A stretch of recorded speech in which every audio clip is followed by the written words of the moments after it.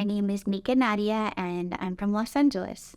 One of my girlfriends, she's a model in the industry in Los Angeles, and she referred to me to come here because I'm always looking to do everything as holistic as I can. So she sent me down here, and I'm so happy. The border crossing was really easy. I wasn't expecting it to be so smooth, but it was literally nothing. I just had my map open, followed the map, and it was no problem. Just passed through.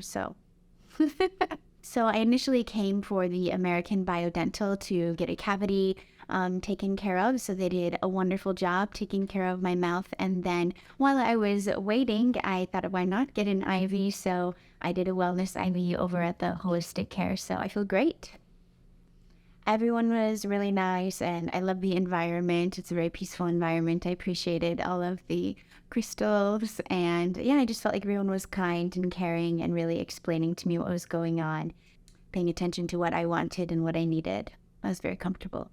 You know, when you first think about coming to Tijuana, it sounds maybe a little bit crazy or stressful, but besides the long drive from Los Angeles, it was really pretty smooth crossing the border, so don't worry about that.